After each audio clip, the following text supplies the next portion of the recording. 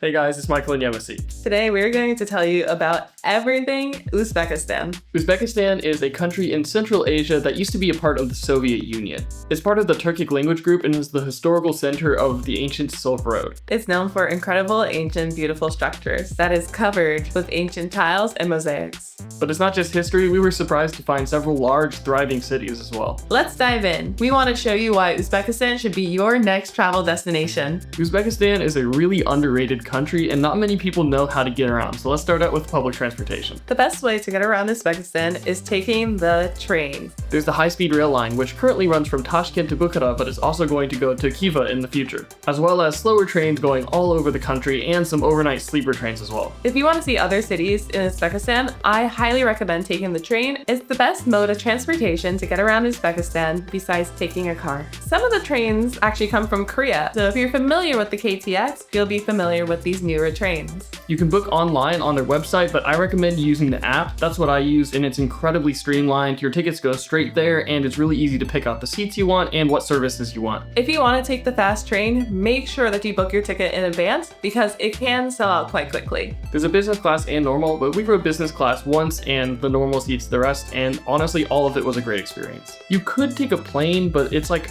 $50 to $150 from Tashkent to Samarkand, and it's honestly just not that worth it, especially because the train's only a few hours. It's a really nice luxury experience. There's a cafe car that I used, and I really had a great time going to the cafe. They even give you food on some of the journeys as well, so if you're still in Tashkent, there's an amazing subway that has several lines that go all over. It's really easy to use and was really cheap. As well as riding the subway, you can have an amazing experience just waiting for your train as you admire the beautiful stations. Our first stop was Bukhara. We decided to go to Bukhara first since it's the farthest out, and then just be more convenient to start out and then work our way in. Bukhara is one of the several cities that is an ancient hub for the Silk Road. Therefore, there's beautiful architecture that is ancient and well preserved. What I really like about Bukhara is that it's very small and it's pretty walkable, so you can experience everything you want to in a day, but if you have extra time, I recommend spending a day or two. The entire city is like an ancient outdoor museum, essentially. There's things at every turn. We stayed in a really awesome Airbnb that was itself an ancient building, and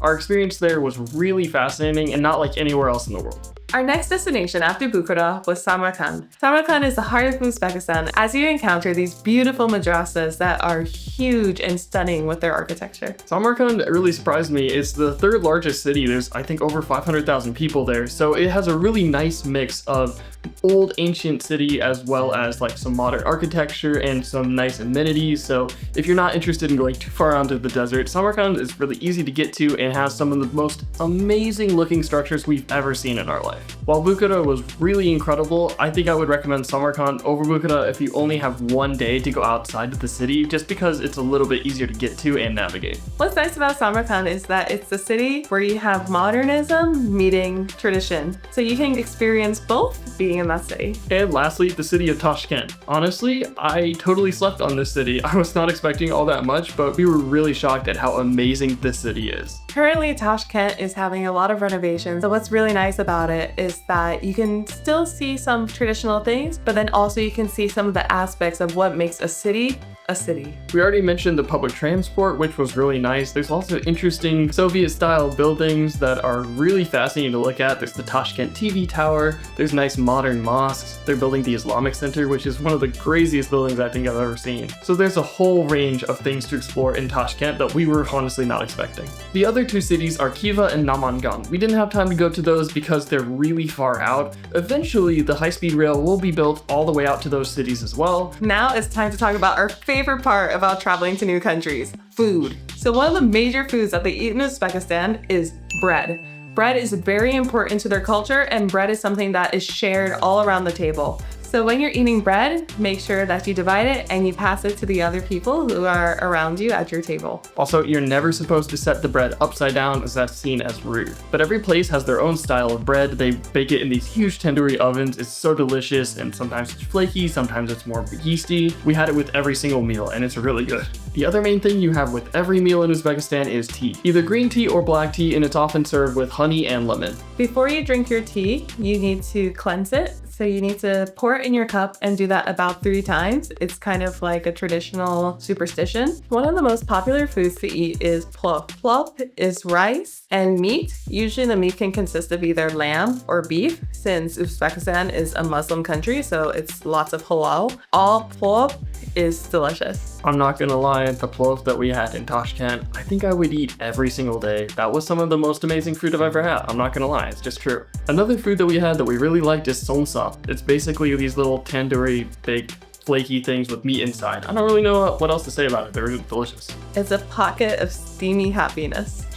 And the last food we recommend is shashlik. That's just basically barbecue skewers. I think it's Russian inspired, but they do it really well in Uzbekistan. We went to a meat place and we had all different types of meat. The chef, he has been a grill master for 25 years, so he really knows what he's doing. And also we gotta try some interesting meat, such as bull testicles. So we definitely recommend that you explore Uzbekistan's food. It is amazing. It's one of our favorites for sure.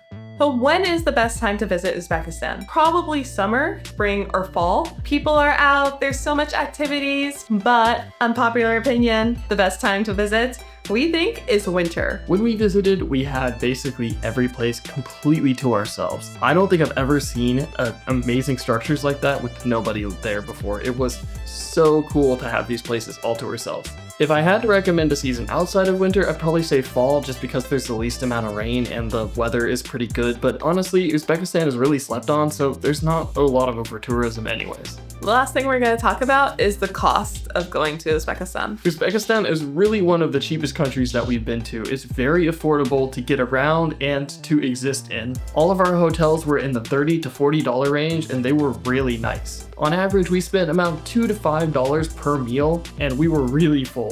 Even our nicest, very fancy meal was only $7 per person. Transportation is also really cheap. The bullet trains are very average prices for high-speed rail, and taxis are only $1 or $2 for a ride. We recommend you use Yandex.Go, because if you do not use Yandex.Go, your taxi fare could change. That's actually a great point, because Google doesn't really work there, neither does Safari. So there's Yandex Maps for your navigation, Yandex.Go for taxis, and Yandex as just a general search engine. And also download Telegram, because that's what they use to communicate. Okay guys, so I hope this guide helped you be able to plan your future trip to Uzbekistan. If you have any questions, please drop a comment down below and we'll help you the best we can. Bye.